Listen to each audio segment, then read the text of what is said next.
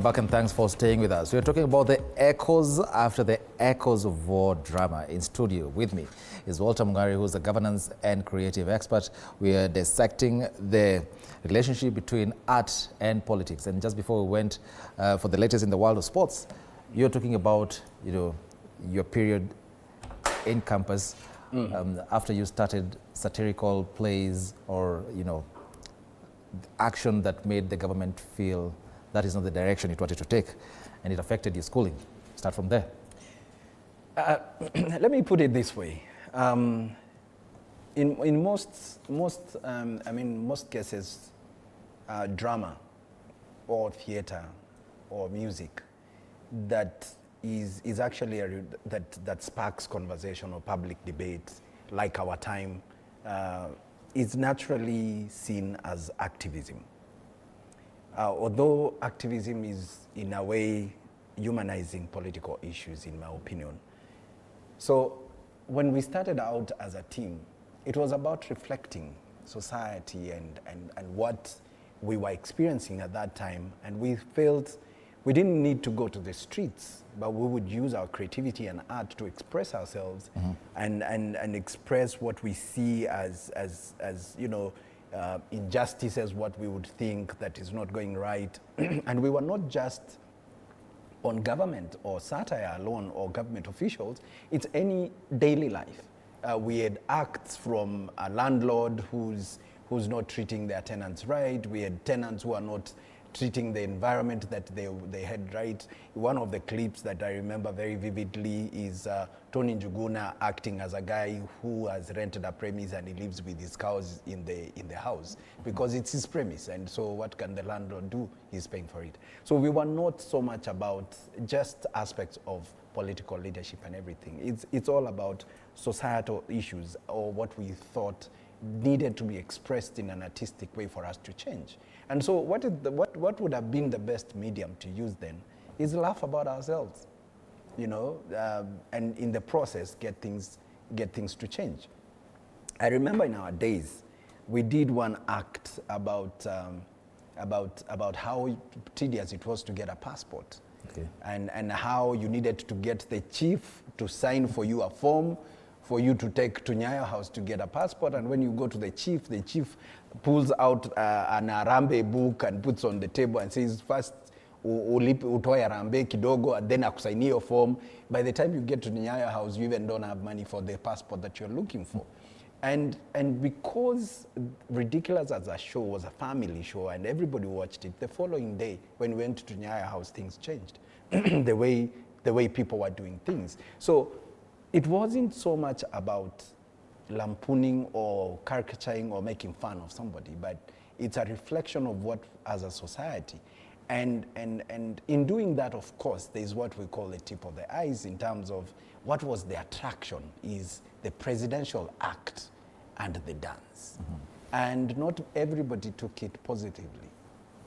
It's said today that the late President Moi used to enjoy the show. We don't know about that because we never sat with him to watch. But I'm told that one time when the so-called the people who hang around the president and who have a critical eye to things that are happening, went and told the president, these boys are making fun of you and they need to be taken action taken against them. And I'm told Mzee in his comical way, he said, "Hao vijana wanajitafutia unga, waja waendelee, na hiyo ni maendeleo." And it said that we were left to be where we are today. Yes. You're talking about regulation then, and you're saying these are people who are critical of whatever the touches of the government. The Echoes of War saga has exposed flaws, let's say in the Kenya National Drama Festivals, in the way, they settle adjudication disputes, and to what some will call state interference. And now there's been talk about regulation. Do you think regulation really is the way to go? Regulating and much scrutiny having been put on the scripts and, who's directing the scripts and coming up with the plays, is that really the way to go? As a person who advocates for good governance, as a person who in the previous, of course, I've acted as president. I have worked for the presidency as an advisor, and I've ran for the presidency. a bait for a very short time when I was cleared in 2022 for only 6 days and it was revoked. I would look at government as the same voice in the processes of the citizenry. I would look at it from a question what do you mean of... the government is the same voice? In the sense that they are the custodians of the constitution and the regulations and the laws. The government? Okay? Yes, the government. It is the custodian of the constitution. It is the custodian of rules and regulations that govern the people, the citizenry. Okay? Unless you want to guide me further, that's what I know. And so, in instances that, like what you're talking about, the echoes of war, it's natural for the people who have regulations wanting to keep what they call regulations, where they feel that a certain play that has provocative art scenes may inspire protest or something. But it's there in the Constitution. Freedom of expression. And this is artistic expression. It's the same. It's just that we are adding artistic on it. And that's why I said the people who are custodians of that is the government. And I think it's a question of cooperation in that case. It's a question of how do we, up to what level do the regulations, how do we use the regulations to inspire people to do the right thing or to bring out their expression without looking like you're suppressing them. So it's a question of interpretation. It's a question of, let us look at the play, for example, as we said. What are the scenes that we think are provocative, that we can regulate? It's not, I don't believe that Butere girls or anyone out there is interested in coming up with a play that is abusive, that is aggressive. They are expressing themselves in an artistic way. And therefore, the regulator or the so-called the government or the regime or the teachers who are supposed to help the students or the creative people on stage adhere to the rules and regulations and the expression. Remember, the freedom of expression does not mean nikuje hapa nikutukane. It does not mean that you can abuse me just because you're expressing yourself. There are limits for that. And so the cooperation that we're talking about, as we said earlier, the play goes through several processes. Checks and balances. Yes. What you think is a scene that would would inspire protest, how do you guide those young people or that playwright or playwriter, how do you guide them to still express themselves but not censoring them? And I don't think it's a question of, here are the regulations, you keep them as they are. It's a question of interpretation and cooperation and discussing where we need to allow expression of the spirit of expression, freedom of expression to thrive. Yeah. You've lived in both worlds. You've seen the best of it as a governance expert and as a creative expert. You've been an advisor to a president at State House. Yes. That's where everything happens. Do you think the situation was handled well? The media was barred from, covering the performance, but the voices were amplified online. Things have changed. So in as much as the mainstream media really wasn't there for, the coverage, everything else was live on TikTok and Twitter. Do you think, in your opinion as a Kenyan citizen, not as a government spokesperson, do you think really it was handled well? I'm not a government spokesperson. Yes, I'm saying, I know you're not the government spokesperson. As a citizen of this republic, who's seen the best in both worlds, do you think the situation was handled well?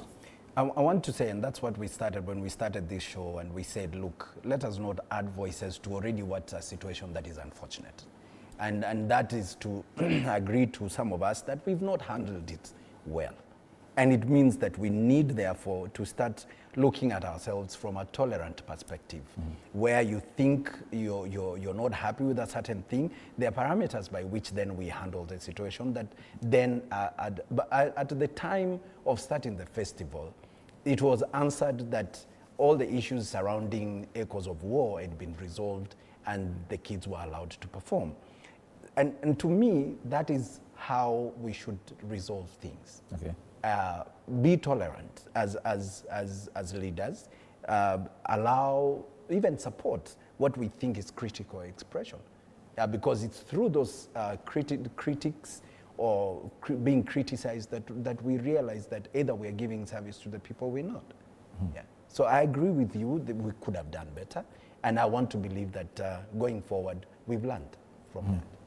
And do you think such art like Echoes of War, because it is the play that is much talked about right now, do you think such art can really influence tangible political change, or it just raises awareness and that's it? Yeah. I want to say this, that truly Echoes of War and similar artworks, they exemplify what we call the struggle between free expression and political sensitivities. While I want to believe that in this scenario, the authorities may have seen such as a threatening piece of art, looking like suppressing it or suppressing it is actually reducing on the progresses that we are making. What I would advocate for and what I believe drama and through expression, through art, remains a powerful tool for education. And I want to believe that right now we need to empower young people to participate in creative dissent. Creative dissent, if you're not happy with something, you have a creative way through platforms, online, express yourself. Draw graffiti, do a poster, go do your spoken word, make music out of dissent, what you're not happy about. And I would never advocate for any suppression of such. Well, and as a person who's traveled a lot, because I know you have, I've had a personal relationship with you before. Thank you. Something that I won't mention here, but yeah, as a person who's traveled a lot, globally we know that theatre has always been a battleground between, freedom of expression and, good governance. How does Kenya compare to other countries that, you've been to when it comes to now the intersection between artistic expression and good governance? There are situations or scenarios that I've seen or I've checked on music where the language in the music lyrics is either threatening or not suitable for every audience, and media houses or mediums have done what they call corrective measures to either let the record play, give you the record in RAW format.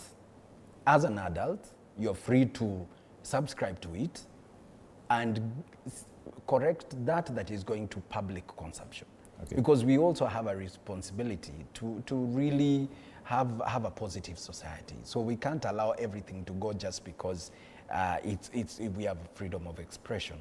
But we must allow people to access that we think is not suitable for public audience. That is why we have Kenya Film and Classification Board, for example, to give you this film or this song is 18 rated or something like that.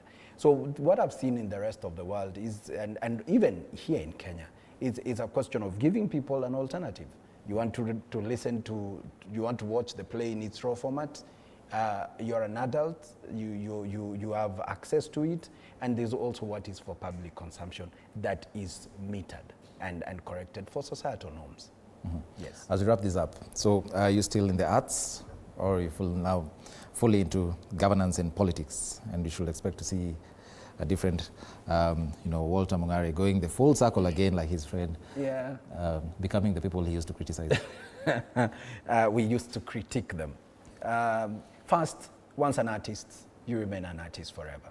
I mean, you've seen leaders or people in public domain looking for an icebreaker before they can do their speech. Some of us, it's natural because we are artists. And therefore, Walter Mong'are, the transition is not a departure. Once I was an audience watching guys on stage, then I came on stage to be watched by the guys who now are audience. Then I went into the next level of managing those who are on stage, and I left the managing those who are on stage, and I went into government to help with curating policies and regulations that protects the art industry, and therefore supporting bills that speak to helping the growth of talent in the country. So being in government does not mean I'm not advocating for the growth of the art industry. Currently, I'm the national chairman of the Democratic National Alliance party, and which we believe at DNA that we want to provide an alternative for all these things to grow as opposed for these things to be stifled. Well, thank you very much for your time, Walter Mong'are. Yes. Asante sana. Asante. Thank you for allowing us to be here. Thank you. So that's how we wrap it up right here on Daily Report. Thank you so much for watching. This has been Daily Report. My name is Eric Munene, sitting in for Stanley Nyaringita. Do have yourself a good evening. Our sign language interpreter has been Walter Juma. Good night. God bless.